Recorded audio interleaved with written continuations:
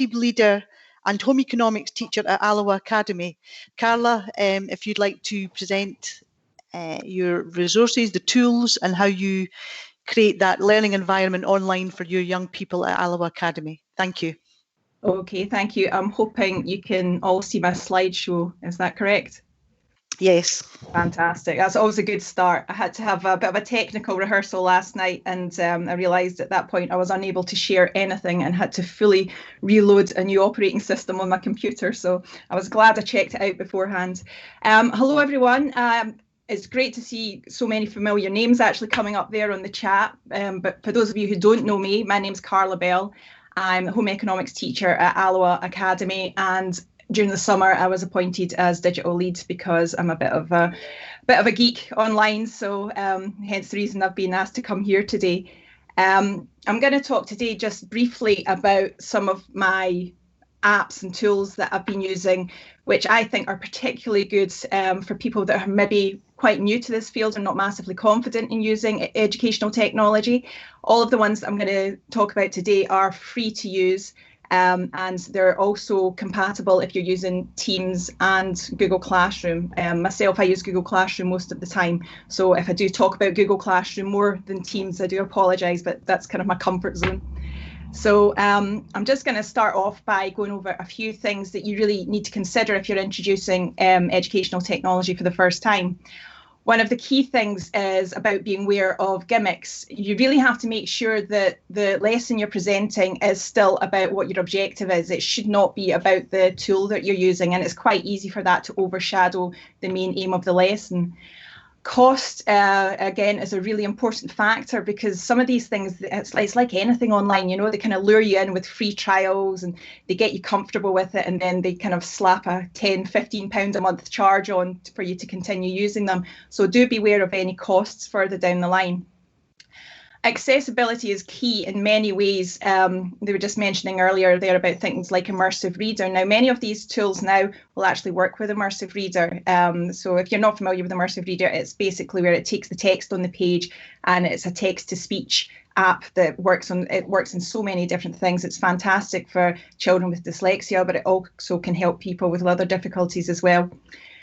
Ease of login and use are really important, because if you're sharing a resource with students that are struggling to engage, and then they have to log into a new site and they have to do all these different things, enter these bits of information, they can get quite fed up with that very easily, and it's just another reason, another excuse for them to switch off.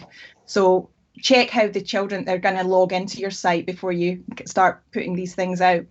And everyone hates talking about GDPR, but some of the sites will use the data in the sense they'll use the students' names. So you have to really check that these have been GDPR compliant, which most of them are. Certainly the ones I'm going to show you today are.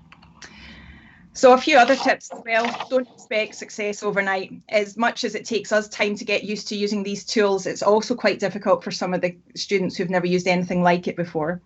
It's a really good idea to test your tools out with your colleagues, or if you've got a brilliant group of students. Last year I had a fantastic HFT group who were my guinea pigs for absolutely everything, and they were great because they gave me honest feedback. Persevere as well. If you think something's really worth sticking in at, then go for it. Just keep repeating it over and over again, and eventually the students will pick it up. But overall, the best piece of advice I can give you is go looking for tutorials on YouTube. There's so many people out there making amazing videos, educators from all over the world.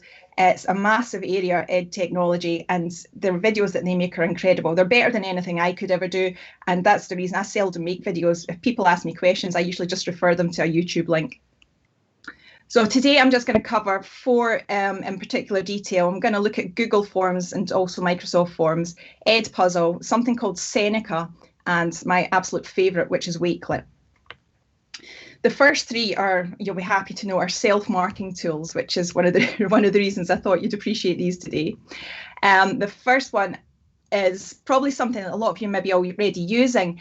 And I've got in this display here as a Google form, but you get very similar results from Microsoft Forms, which is available in free for everybody through Glow as well. So the Forms tool is great for doing questionnaires, but you can also set up quizzes. And if you use a quiz, what that can be, it can become a self-marking multiple choice. You can also put in if they enter text, but you have to be very, very accurate with what you put in for the correct answers. We have one online at the moment, and the children, one of the answers they put in was burger, and it was, no, they put beef burger in and they didn't get the mark because the word that was entered was actually burger, so they were a little bit upset about that. But you can correct it afterwards. But one of the reasons that we find using forms a really good tool is because they're so easily accessible.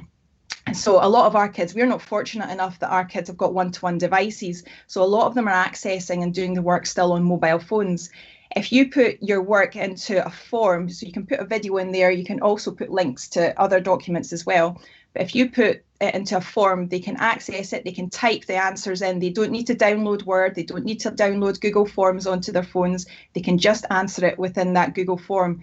And that means that, you know, it's less of a big ask of them to try and get them to engage in the work.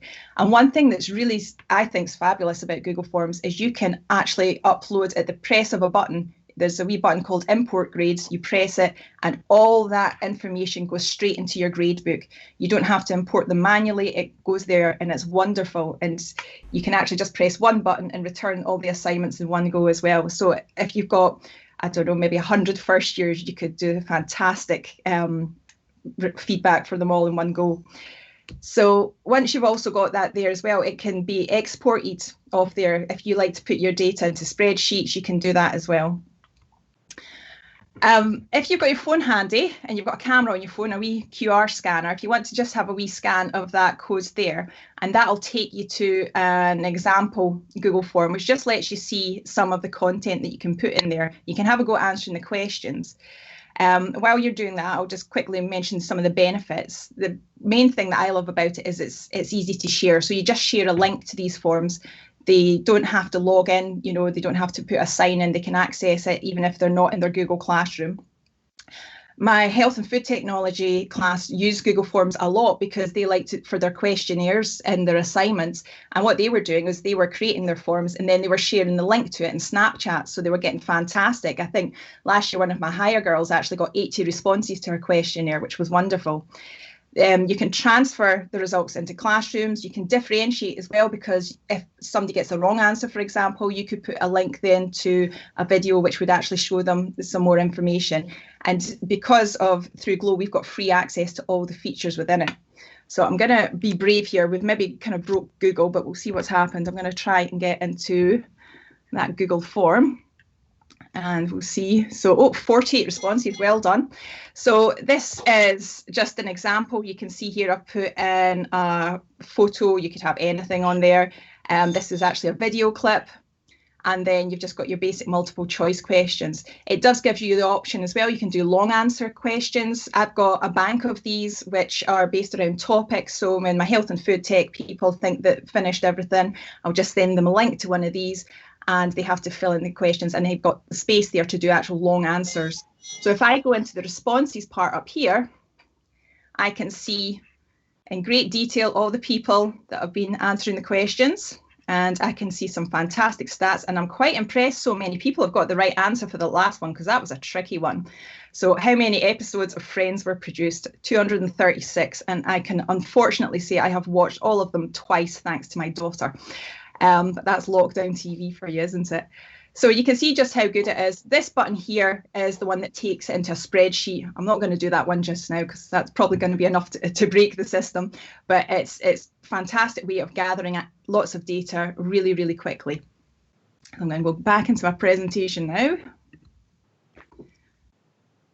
I should say as well, all the slides are coming to you as well, so you can, if you were unable to access it there, you can probably have a wee look when you get your copy of the slides. So the next tool that I want to mention is something called Edpuzzle. Now, Edpuzzle is really when you want to kind of ramp it up a notch when you're using videos. It's a fantastic little, how would you describe it? It's a web-based tool, so you don't actually have to be in Classroom, you don't have to be in Microsoft Teams, you don't even have to be in Canvas, any of these learning management systems. It doesn't matter because this is completely self-contained. You can link it to these things, but it's not necessary to use. The best thing about it is you can actually prevent the kids from skipping through the videos. So if you've got a video demonstration, so for example, I'm thinking about those fantastic ones that Gary McLean did of the knife skills, the SQA ones. If you want your students to watch that from start to finish, and you want to make sure that they're paying attention at certain points, you can make sure that they watch that, they answer the questions, they cannot advance in the video until they have answered the question. So it's really good for self-paced learning as well. If you have a Google Classroom, it's a Google single sign-in, so they don't need to enter any data. And again, this is a GDPR compliant one. Now, this QR code here, if you've got the Edpuzzle app, then you'll be able to view it. If not, when you get these slides, if you click on this green link here, then it'll take you to Edpuzzle I've set up, which is just purely so you can get a view of it from the student perspective. Because when you are logged in as a teacher, it's a different view. So it's quite good just to be able to see it from see what the students are doing. Something as well that's key about Edpuzzle, it is free to use. There are more expensive versions, but all that does is it just gives you more video content. At the moment, they are giving free pro accounts to all schools until July. So you'll be able to upload as many videos as you like. But then if you want to keep it going after that, then you'd have to pay for it. But the best part about it is the analytics. You get amazing information. I've just showed, this is the view you would get on the app, the mobile phone app. So if your students have got that, you get the video up there. Each of these little teardrops is a question in it, but they can't skip to the question. They have to watch the video through. They get instant feedback as well. And you can differentiate as well within this, because when you're setting the answers up, you can put special links and so on in the feedback. So if they do get it wrong, you can sort them out with some information. So I set one with two of our PE teachers, and PE teachers, notoriously competitive as they are, they have had a wee go at this, and Mr. McCracken didn't finish it. So you can see here, he watched maybe about 70% of the video and decided not to turn it in. And I can actually see when it was done as well. So it was on the 25th.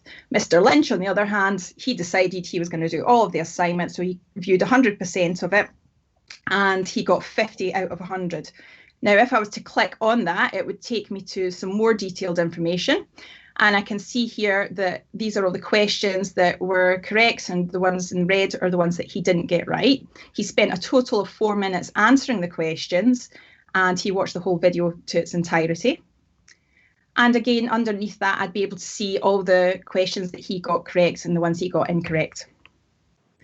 The next one is something which you probably maybe heard of in some of the chats on Facebook, but it's maybe not something that you've looked into, because it's totally aimed at the English system. But there's actually some good stuff in it, because I used to teach the GCSE for 4 years, and there are fantastic resources out there, especially for the health and food technology side. But this is the platform here. It's a kind of live questioning platform. You can maybe just see in the video that's playing up in the corner, it uses GIFs. It's got this, the way that the text appears on the screen, it's like live typing, and there's all this boffin science behind how amazing and wonderful it is to help study. But it's just really, really a good example of how you can use questions. I'm going to be brave and try and show you a section of it. I did have one set up earlier. So this is a preview of it, and if you just press it, you can see the way that the text is appearing on the screen here, like type. I've had this students in class doing this before and on laptops, and it's like they become hypnotized by it. It's amazing. It really draws them in and they focus on it. So these slides here, you can just advance through it, and then when they're ready, there's questions. Well, this one's got a video on it. You can skip the video as well. And they've got click the wrong words and so on. There's all these different sections as well at the side here. So you can see there's quite a lot there that's actually relevant to what we teach. And you can just go into it, you can dip into it, choose the ones that you want, set that as an assignment, and it's fantastic. You know, you also get your feedback too. Good analytics. Let me get into my presentation again. So where are we? There we go. So the analytics you get, you can see how much time people have spent studying. I was being really cruel and made my son sign up for one just to show you. But you can see as well when they're accessing it and how much time they're spending on it. I actually sent this to a student who had finished absolutely everything in the class, and the rest of the class were still trying to catch up. And I set this as an extension task for her. And the task I sent her was about 15 minutes long, and I went in to check, and she spent an hour and 15 minutes on it. And I thought, oh crikey, she's got stuck, you know, she hasn't gone looking for help. And I got in touch with her. I was like, were you okay? And she said, I loved it. She just couldn't get off. She just kept going and going and completed all the topics that she could. So for me, that was fantastic. So I'm really happy with this. And one of the things I should mention as well, that when you do go into it, each time you repeat a topic, they add new things, so it refreshes itself. So even if you complete the knife skills one day, you could go into it tomorrow and the questions will be a bit different. There'll be maybe a different video or something on there as well. So it does change. It's worth repeating. Now, the next tool I'm going to show you is something I absolutely love, and I cannot imagine my life without it, because it's just become such an integral part of my teaching, but also my day-to-day life. That explanation that's on the screen there is the kind of official scientific explanation of what Wakelet is. But in short, Wakelet can be whatever you want it to be. It's just such a flexible tool. I've got 3 examples on here of collections that I've created. And this is just the way that I use it. So don't view this as just the limit of it. As creative as you want to be, you know, you can go in and have a wee see and play around with it and come up with ideas. On the left there is a revision guide I created. I actually had that QR code printed on a poster and stuck on my classroom door for my hires, and they could just walk past, scan it with their phones, and then they had the link to the revision guides. The one in the middle was for a digital e-safety note that went round to all parents. I just put the link and chucked it on Twitter, you know, and it was fantastic. It got circulated really easily. And then on the end, I was asked by Wakelet to do an example of what a student's digital portfolio could look like. So that one there just lets you have a look. If you go into that one, there's nothing actually of interest, in the sense that the collection is just purely like a dummy version, but you'll be able to see how it's structured. So for my Wakelet, I'm just going to show you how I have my collection here. So this is my collections of Wakelets. I've got quite a few of them for various things. Most of them are public, so you can see they've got little globes on there. But if they're not public, then you can make them private. In Wakelet as well, you can also have what they call spaces. So they're basically other groups of collections. This one here is one that I've set up for our Clackmannanshire, our local authority. And at the moment, I've got 33 members on this, but I'm hoping to get more. And the idea is that this can become a dumping ground for people to put their best online resources and for all subjects across all the schools. And I've even got my holiday plans on here, because we live in hope. You know, it's great. It's so useful. You can put tons of stuff into it. And just to show you how easy it is to create a collection, when you log in, you go into this, and it's a case of adding a cover image. It uses Unsplash, which is, you know, it's fantastic. Free photographs. You've got beautiful artwork. It can make you look like a web building genius. You know, it's all you need to do to add anything to it. It's a case of pressing plus, and then you would copy and paste the URL and paste it in there, or you can go direct to YouTube.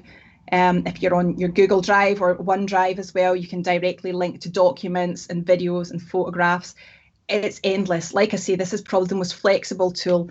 And whenever I come across anything, my first question I ask myself is, can I do it on Wakelet? And most of the time the answer is yes. So obviously, I had to use that opportunity to give you a fantastic Wakelet to take away. So if you can't wait for the slides today to come out, then if you scan that code there, then you'll get taken directly into the Wakelet I've prepared for you.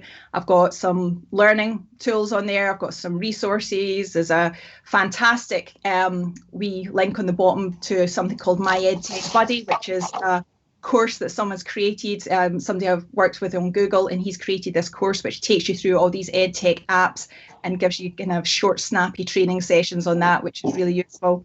So hopefully you'll have found some of this useful, and most of you will know that I'm kind of on the Facebook group a lot as well. I'm also on Twitter. If you ever need to reach out, if there's anything you're unsure of, then you can contact me directly. I'm always happy to help. It can be quite daunting for a lot of people to go into this for the first time. I should also point out as well that my children are now of the age where they don't want to spend time with me. So this is how I keep myself occupied. So don't ever feel guilty about having not being able to do all these things at once. Time's precious. Okay, thank you. Thank you so much, Carla. You've shared such a lot and made it really clear about your journey in terms of your technology and how you use it to support learning and teaching, and actually critically supporting your learners. I love the fact that you've got a weight clip to plan your holidays. What an optimist. I think that's great. So thank you very much. There's been a few questions on the chat for you, Carla. It might be worth, if you want to have a look while Rachel is doing her presentation, if you're able to answer. Some of them have been answered already, but we will, Gillian's capturing the questions, and if they are not answered by the end of the webinar, we will get in touch to make sure we can try and answer the questions. But again, I would encourage everyone, we've got nearly 270 people listening in. I would encourage you to post questions, comments, thoughts, but a huge thanks to Carla for her presentation and her willingness to share, which is a huge amount of work on her behalf. So thank you very much, Carla. Moving on to our second, and Rachel, I must apologise because I had your second name wrong. It is in fact Rachel Richards, who is Principal Teacher for the Faculty of Design, Technology and Home Economics at Kingussie High School.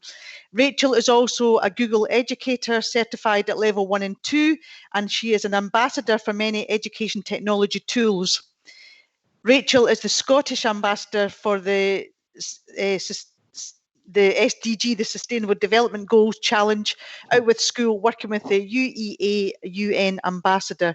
So Rachel, over to you. Thank you. Hello everyone. Can you can all hear me? Yes. Okay. What I'm going to do now is actually share my screen, and what I'm actually going to use Book Creator this afternoon to do my presentation. And those of you that have seen my posts on the Facebook group will see that I am a massive fan of Book Creator. Now, Book Creator is either available as an app or as a web-based program. And Highland Council just today have actually signed up. So anyone that's with the Highland will automatically get in by just putting in your Google login. Anyway, I'm going to present this book that I've created today that will show you some of the EdTech tools that I'm going to talk about. Now, as Suzanne said, I'll just flick through the first couple of pages. These are the tools, the main ones I'm going to talk about, obviously Book Creator, Buncee, Flipgrid, Kahoot, Pear Deck and ThingLink. And then I've got some others down here that Carla has also mentioned that I use day to day in the classroom. Now, as Suzanne said, I've done quite a lot I've been in teaching now just over 20 years, but before that I was actually in industry as a technical bakery trainer and a development technologist. And I hate to admit this, but my accounts were McDonald's and then KFC. And then I came into teaching at quite a late age. I was sort of in my 30s when I started. Let me just go back to that. You've just...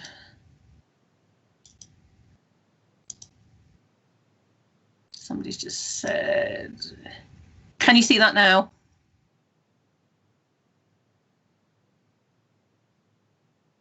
Can everyone see the screen? Yes. Yeah, it wasn't sharing, that was all.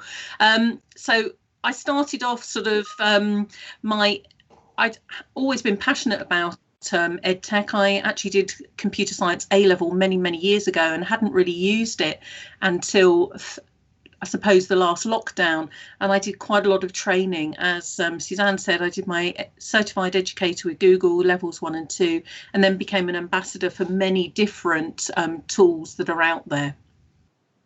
Just wondering if I can minimize that. Yeah. So let's start with some of the tools that I've been looking at.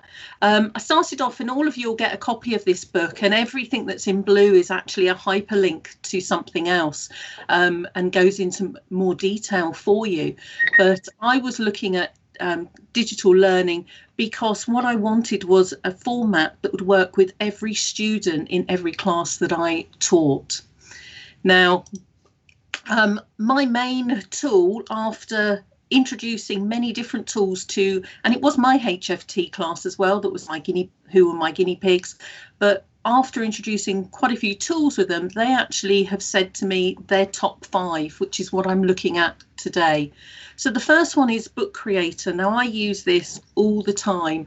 For me, it's a midway between being a textbook and also a workbook for the students. So I have a library that I have the upgraded account, so I have 1,000 books in my library, and every time I post a new book to a student, an individual student's library, they will make their own copy of it, and then they can start to edit the book themselves.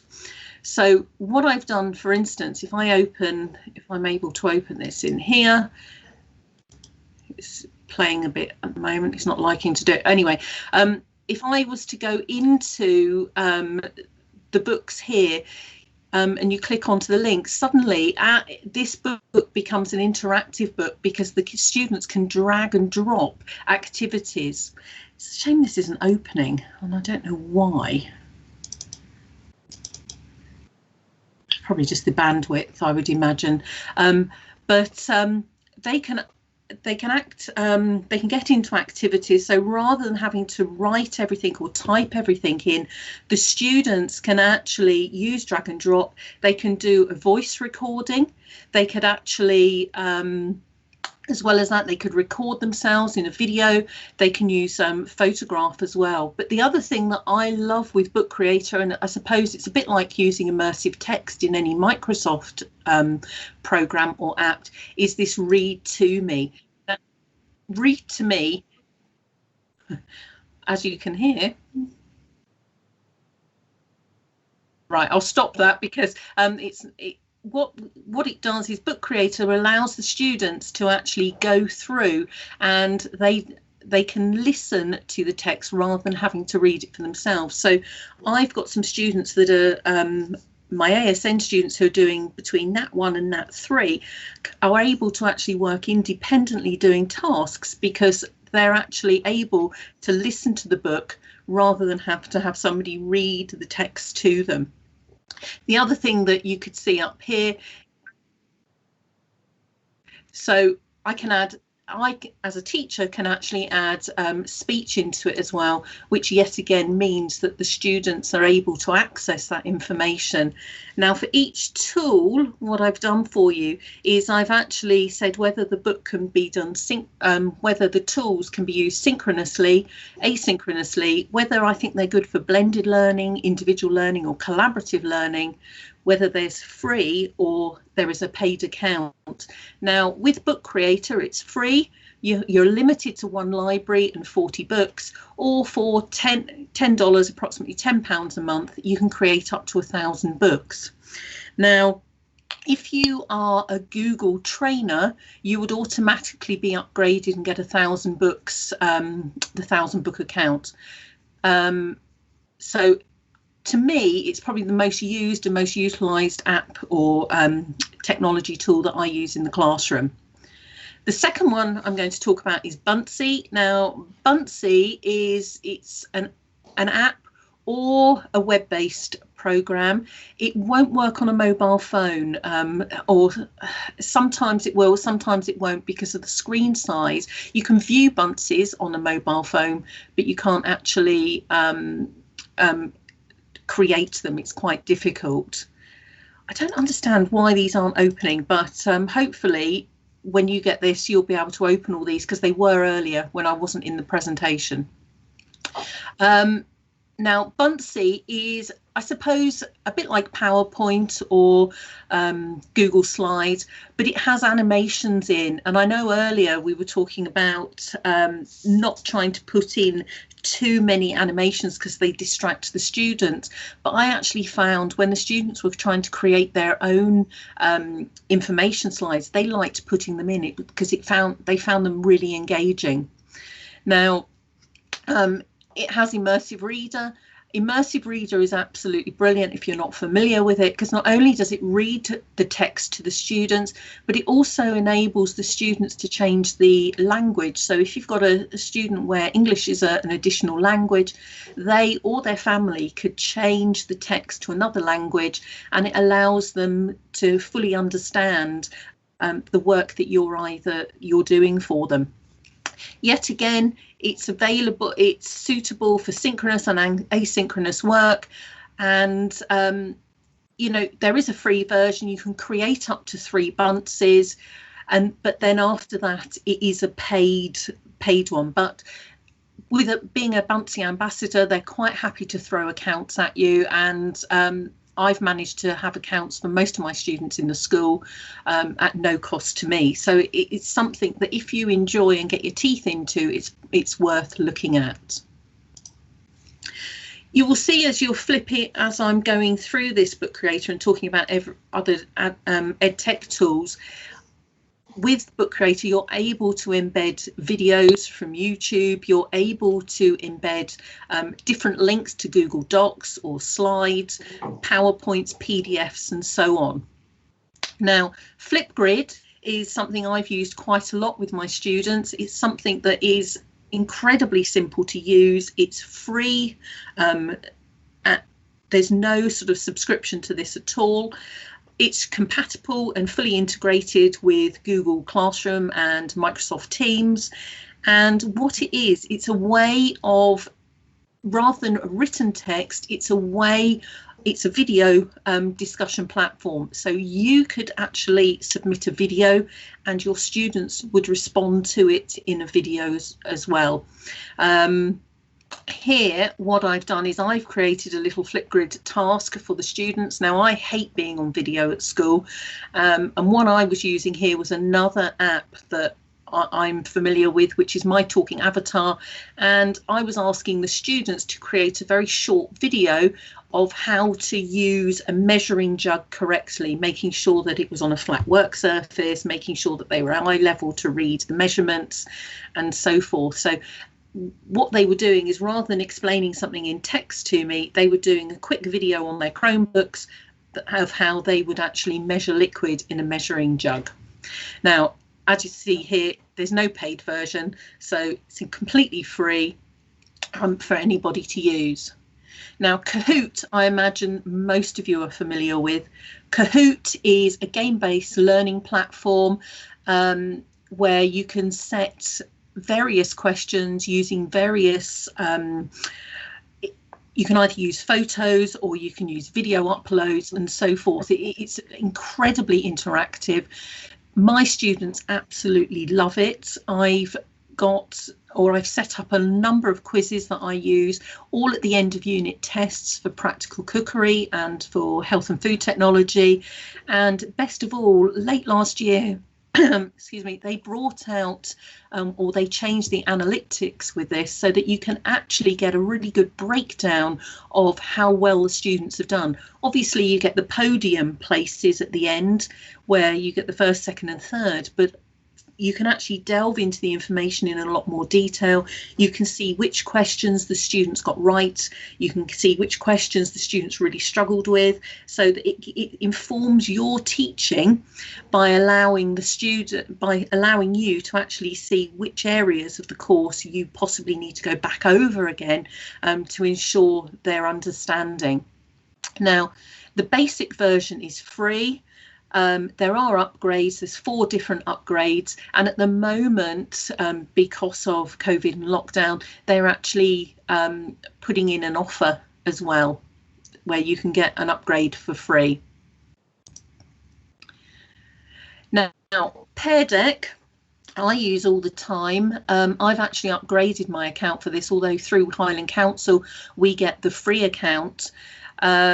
Now, with this, what it allows you to do is have a totally interactive lesson with your students. The thing I like with this is it doesn't matter whether your students are in the classroom or whether they're at home, they can fully engage. They join the class using a code which can be put into Google Classroom, or you can send them a code out on email, or you can use a QR code reader. And what they will do is, rather than respond verbally, the students will actually respond using their keypads, and they will able to respond in various ways. So, for instance, you can respond using a multiple choice question. There could be a long answer question. You could even ask them to draw. I would put a picture up, or I'd say something on the board, something like, name me 3 sources of starchy carbohydrates, and the students have a choice. They can either use text and type the answers in, or if they want to, they can use their finger on their Chromebooks, and they can draw that answer on as well. So Pear Deck, I have found, is one of the best tools to actually deliver a lesson, and then the students then will respond in whatever format they wish to outside of Pear Deck. ThingLink, yet again, ASCL actually has an account with ThingLink. ThingLink was set up by Louise Jones, who was actually part of Highland Council and the Google team for many years, and she now has moved over to ThingLink. It's a Finnish-based company. Now, ThingLink, if you haven't seen it, and I'm just wondering whether I can get in, I'm just going to come out of this actually. Let me stop this because I really want to show you ThingLink.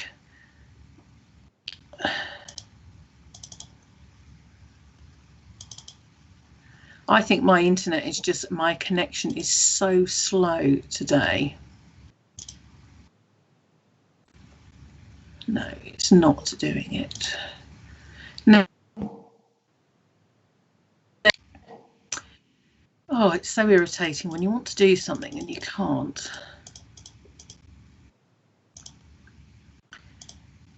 Let's see if I can open this. This way. No, it's not letting me.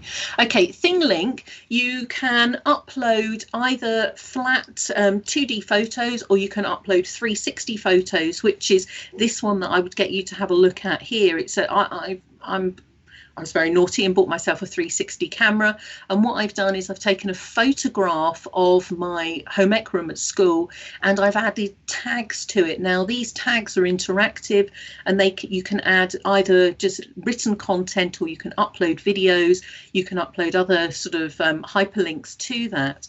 But what I've done around my home ec room is I have put tags to various places, so the teacher's desk, where all the different units are, where they would find the cupboards, where they'd find different resources, where they'd find different ingredients and so on. So before the student has even set foot in my classroom, they can familiarise themselves with the classroom, so they're totally sort of au fait with it. I've also done one for the Eat Well guide, and that delves into that in far more detail. And then this one here, I actually uploaded a GIF, which is like a moving picture.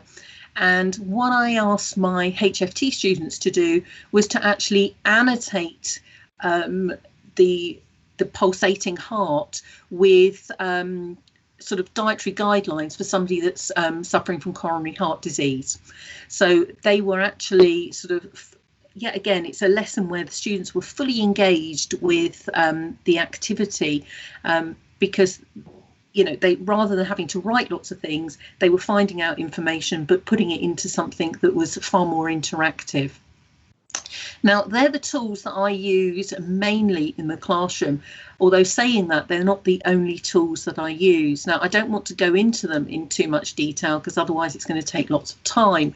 But what I have done here is I've put a little bit of information about other tools that I use.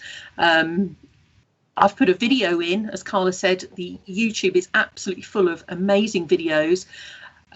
So it seems silly to sort of to create our own, and a little bit of text about what they do. Now, Moat, I'm sure most of you are familiar with. Moat has recently launched, and it's fully integrated into G Suite. Now, Moat has actually saved my life in the last couple of weeks, because marking has literally become a process where all I'm doing is, rather than spending a long time sort of responding in text to students' work, I'm actually just talking about it, and then they're able to respond in text too. If in speech as well, using Moat. Now, if you're doing collaborative work with your classes, whether it's through Jamboard or whether it's through a Google Doc or a Google Slides, the students can actually respond to one another using Moat. So it means that all students are fully engaged and they're able to contribute to the lesson. Other ones that I've got on here, Padlet is really good. It's like a pin board for different ideas. QR Monkey, somebody was talking earlier about how you create QR codes. I use QR Code Monkey.